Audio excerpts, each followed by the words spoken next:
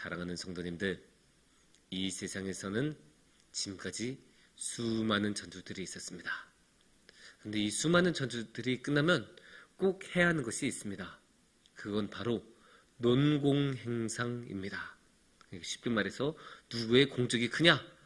이 전투가 승리로 마무리되는데 누가 가장 많은 공로가 있느냐?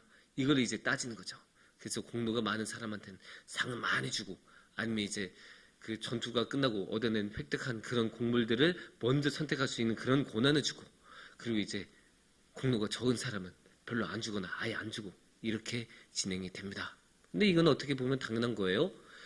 전투가 딱 시작됐을 때 맨 먼저 선두에 서서 적군을 섬멸했었던 사람하고 맨 뒤에 앉아서 깃발이나 들고 전쟁 끝났나? 이렇게 보는 사람하고 어떻게 똑같이 볼 수가 있겠습니까?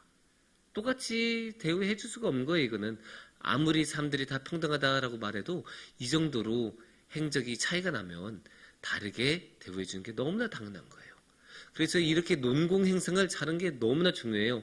그래야 이제 사람들의 군대의 사기가 그래야 진작이 되고, 다음번 전쟁이 일어났을 때도 그래야 용맹하게 살고 다니니까. 예를 들어서 우리나라의 역사에서, 조선의 역사에서 선조가 안 좋은 왕으로, 좋지 않은 왕으로 평가받는 아주 중요한 이유 중에 하나가 이 논공행상을 아주 못했었던 점으로 꼽힙니다. 왜냐? 딱 임진왜란이 일어났을 때 우리 다 알잖아요. 임진왜란에서 1등 누구예요? 무조건 이순신이에요. 그거는 코올리게 아이들도 다 알아요. 다 이순신이라고 말해요. 그 이순신 다음에는 의병장들 나와야 되고 다 이게 쭉쭉쭉 나오겠죠. 하지만 선조가 어떻게 했을까요? 선조, 이순신 어떻게 해요? 나중에 백의종군까지 시키죠. 얼마나 그게 치욕스러운 거예요. 백의종군까지 시키고 또 의병장들도 대우 하나도 안 해줘요. 그러면 1등으로 그 공적을 인정받는 사람들이 누구인 줄 아십니까? 선조가 도망가서 저 신의주까지 도망갈 때 자기 옆에서 보필하고 호위하던 사람들, 그 사람들한테 1등으로 상을 줬어요. 물론 그 사람들도 왕을 잘 보필하고 잘 지켜냈으니까 공적이 없는 것은 아니지만, 그럼에도 불구하고 직접 왜군하고 싸우고 왜적들을 물리쳤던 이순신이나 의병장들하고 같은, 아니면 그들보다 더 높은 공적을 준다는 것은 말이 안 되는 일이죠. 이런 식으로 논공행상을 아주 잘못하니까 몇십 년 뒤에 병자호란이 일어났을 때는 의병들이 그렇게 많이 안 일어났어요. 이미 한번 내가 목숨 걸고 그렇게 싸워봤자 얻는 것도 없는데 내가 왜? 라는 말이 나올 수밖에 없는 그런 상황이 되어버린 거죠. 그래서 논공행상 이런 건 너무나 중요합니다. 그런데 전쟁에서만 그런 것 아니에요. 요즘 오늘날 전쟁이 잘 일어나지 않는 오늘날에서도 아주 중요합니다. 특히 회사에서 중요해요. 회사에서 왜 중요해요? 일을 많이 한 사람은 그만큼 많이 받아가야 되니까. 그러니까 회사에서 성과급이란 게 있고 보너스라는 게 있는 것은 다 이유가 있는 거죠.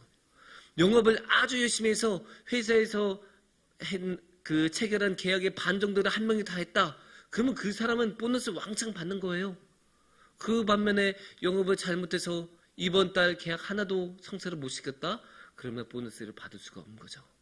이런 게 논공행상에 관한 가장 기본적인 것이라고 말할 수가 있습니다. 그러면 이 이야기를 우리 신앙에 적용해 보면 어떻게 될까요? 우리 신앙에서 제일 중요한 것으로 우리는 구원을 말할 수 있습니다.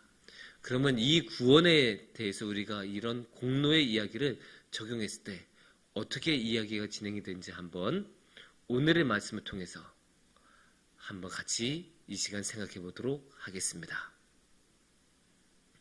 그러면 구원의 공로는 어떻게 될까요? 우리의 구원의 공로는 어떻게 될까요? 우리는 얼마만큼 구원에 대해서 공로를 주장할 수 있을까요? 당연히 우리가 가져볼 수 있는 신앙의 질문입니다. 이런 질문에 대해서 오늘의 말씀 에베소서 2장에서는 아주 정확한 대답을 주고 있습니다. 특히 지금 이 자리에서는 8절을 한번 자세히 봐야 합니다.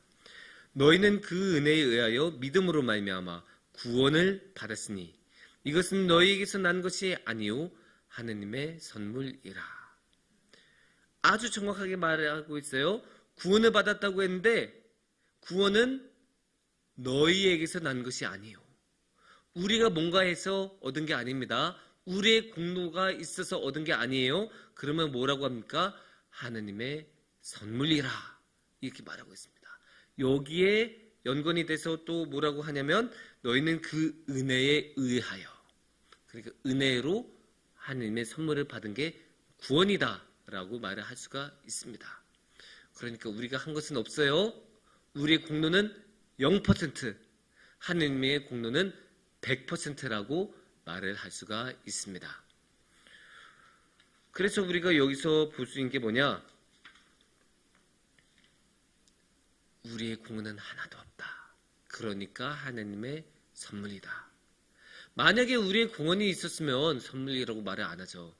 우리가 뭔가 해낸 게 있었으면, 우리가 받을 만한 게 있으면 우리의 몫이라고 해야죠. 우리의 월급이라고 해야죠. 우리의 임금이라고 해야죠. 우리가 받아야 될 당연하고 정당한 그 무언가가 있다라고 말을 해야 되는데, 하나님은 성경에서 뭐라고 말씀하고 계십니까? 그런 게 없다. 조금도 없다. 그러니까 하나님이 우리에게 주신 구원은 우리가 받아야 할 마땅한 몫이 아니라 하나님이 주신 선물이에요. 우리가 절대로 받을 수 없는 것이거든요. 우리가 그런 말을 가끔 쓰잖아요. 우리가 저 강남의 타워팰리스 살려면 내가 언제부터 몇백 년간 일하고 한 푼도 안 쓰고 모아야 살 수 있는 그런 돈이다. 그런 식으로 우리가 표현을 가끔 하잖아요. 그럼 구원에 대해서 그렇게 한번 표현해 보면, 지구가 생긴 이래로 우리가 계속 일했어도, 아니 지구가 아니라 이 우주가 생긴 이래로 하루도 빠짐없이 계속 일하고 그렇게 계속 일해서 모은 돈을 한 푼도 안 쓰더라도 갚을 수 없는 그 어마어마한 것이 구원이에요. 구원은 그만큼 비싸요. 그러니까 그 구원은 우리가 우리의 능력으로는 당연히 돈을 내고 살 수가 없죠. 지불해낼 수가 없어요. 그만큼 구원이 비싼 거니까요. 그러니까 우리가 받을 수가 없는 거고 얻어낼 수가 없는 거고 살 수가 없는 건데, 그런데 우리는 받았잖아요. 그러니까 그래도 우리는 가졌잖아요. 근데 우리가 어떻게 가졌어요? 하나님이 주셨으니까 가졌죠. 그러니까 이거를 하나님의 선물이라고 하는 거예요. 우리가 얻을 수 있는 게 아니니까, 우리가 얻어낸 게 아니니까, 우리가 해낸 게 아니니까, 우리가 지불해낸 게 아니니까, 하나님이 지불하신 것이고 하나님이 우리에게 주신 거니까 이거는 선물이라고 해야 합니다. 버스를 탄다는 표현이 있어요.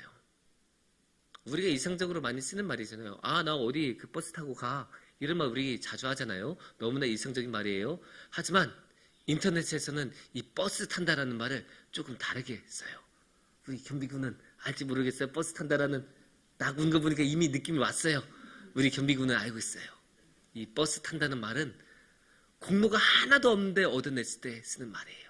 그러니까 쉽게 말해서 우리가 축구 같은 거 하면, 팀 스포츠 딱 하면 그 구석에서 별로 활약 하나도 안 하고 오히려 자책골 넣으면서 팀 승리를 회방을 놓는데도 팀이 잘해서 이길 수 있잖아요. 그럴 때 그 자책골을 넣은 선수한테 버스 탔네 라고 말하는 거예요. 재밌는 표현이죠. 근데 우리가 생각해보면 그게 그럴듯해요. 왜냐? 버스가 어때요? 버스에서는 이렇게 후 자고 있어도 버스는 부산까지 가요. 버스 탄 사람은 아무것도 안 해도 버스는 목적지까지 갑니다. 심지어 관광버스는 어때요? 관광버스에서 우리가 다 같이 춤추고 노래 불러도 버스는 쫙 강화도까지, 부산까지, 우리가 원하는 그곳까지 갑니다. 그러니까 이게 버스 탄다는 말이 기가 막힌 거예요. 우리가 해낸 것 하나도 없어도 버스 기사만 정신 차리고 정확하게 잘 운전해 주시면 우리는 원하는 데까지 가요. 그러니까 공로가 하나 없어도 얻어낸 게 있으면 그때 버스 탄다는 말이에요. 그러면 이거를 신앙에 적용하면 어때요? 우리는 구원에 대해서는 버스 타는 인생이에요. 우리가 한 게 뭐 있어요? 우리가 한 것 구원에 대해서는 하나도 없어요. 그러니까 우리는 구원에 대해서는 버스 탔다라고 말을 한 거예요. 그러면 이 구원의 버스 타는 거에 대해서 버스 기사는 그러면 누구겠어요? 당연히 예수님 1급 드라이버. 그래서 딱 그러면 하나님은 뭐가 될까요? 아버지 하나님은 한 버스 회사 사장 정도 되실 거예요. 그렇게 우리가 생각해 볼 수가 있어요. 그런데 이 구원의 버스는 기가 막혀요. 그냥 일반적인 버스 탄다보다 훨씬 더 은혜로워요. 왜냐? 우리가 일반적으로 버스 탈 때 꼭 해야 되는 게 뭐예요? 버스표 사야죠. 물론 요즘은 버스표 안 사요. 딱 해서 띡 하고 들어가죠. 꼭 띡 하고 들어가야 돼요. 그게 당연한 거예요. 하지만 구원의 버스는 안 그래요. 구원의 버스가 어떤지 이사야서 55장 1절을 보시면 이렇게 말씀하세요. 오라 너희 모든 목마른 자들아 물로 나오라 돈 없는 자도 오라 너희는 와서 사 먹되 돈 없이 값없이 와서 포도주와 젖을 사라. 뭐라고 나와요? 돈 없는 자도 와라. 돈 없는 자도 와야 돼요. 오라고 해요. 그리고 그 사람들한테 뭐라고 해요? 돈 없이 값없이 와서 포도주와 젖을 사라. 돈 없어도 상관없어. 그냥 돈 안 내도 상관없으니까 그냥 와서 가져가. 그리고 이게 근데 이렇게 그냥 뭔가 포도주와 젖을 사는 것으로 끝나지 않아요. 이게 원래 뭘로 이어지겠어요? 55장 3절을 보시면 이어지는 3절 말씀 보시면 너희는 귀를 기울이고 내게로 나와 들으라.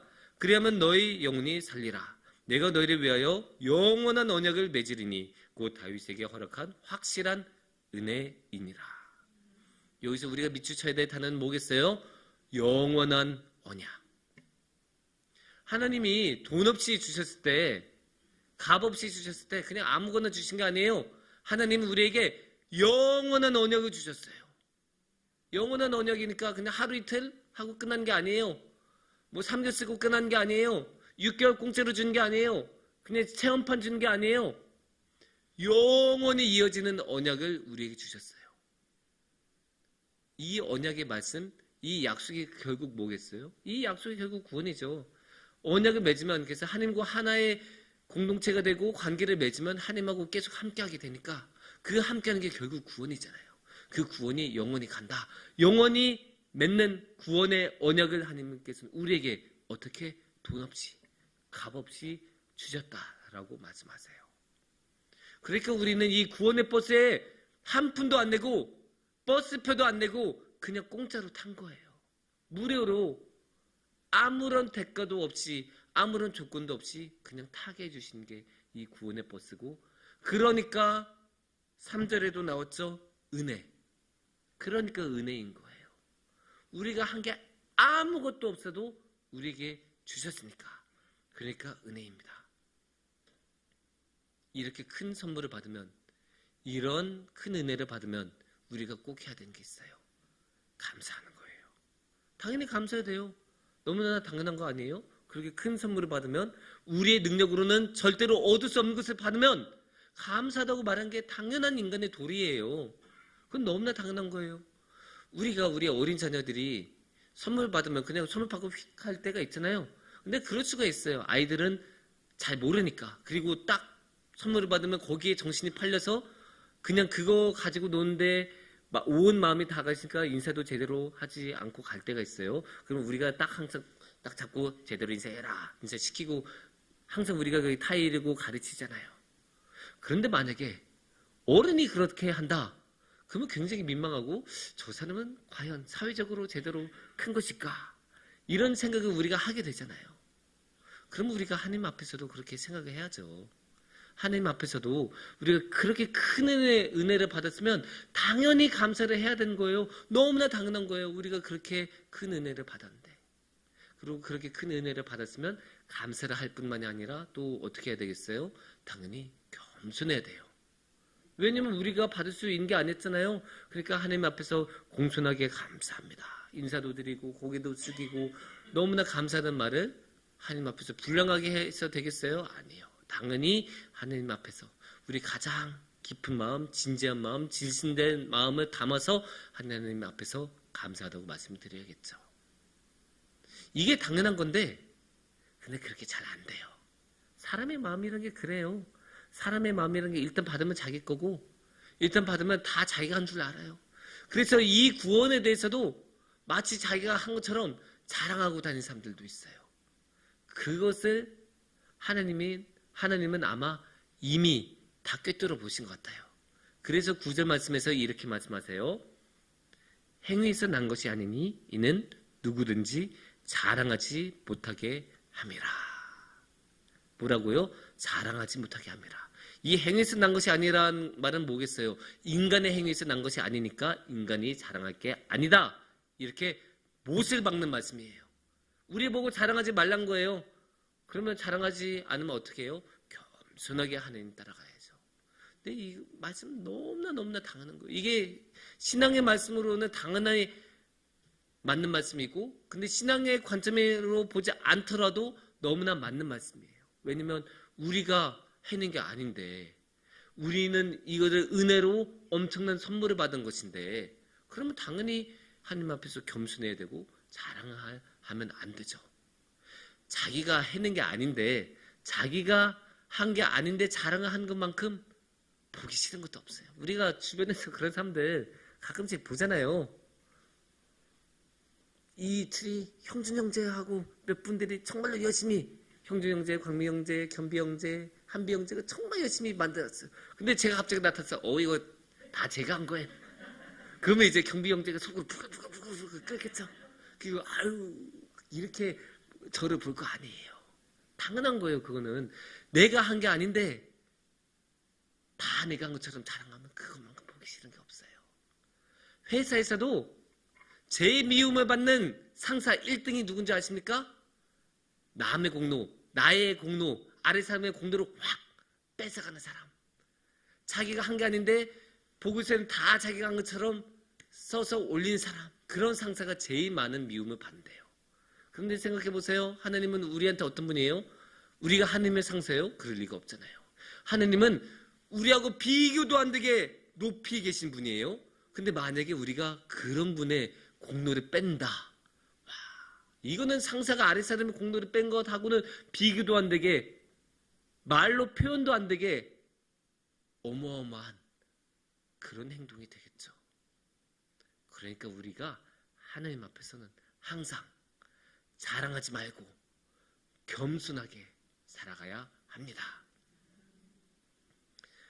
사랑하는 성도님들, 이 세상에서는 항상 공로를 따져요. 그건 너무나 당연하고 중요한 일이에요. 왜냐?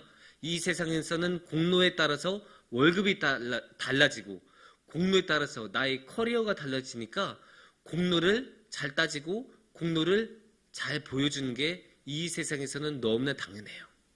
하지만 신앙에서는 우리가 자랑할 공로가 없어요. 우리가 내세울 공로가 없어요. 왜냐? 모두 다 아버지 하나님이, 모두 다 아들 하나님이, 모두 영이신 하나님이 해주신 것이기 때문이에요. 우리의 구원은 모두 저 십자가에 달리셨던 분께서 우리 위해 다 해주셨던 거예요. 그러니까 우리가 자랑할 것 하나 없어요. 우리는 하나님 앞에서는 그저 버스 타는 사람들이에요. 그러니까 우리가 우리의 삶에서 쓸데없이 자랑하지 말고 겸손하게 구원의 버스에 얌전히 앉아서 언제나 하나님 바라보고 구원의 버스 타고 하나님께 나아가는 우리 성도님들이 되시기를 축원합니다. 기도드리겠습니다.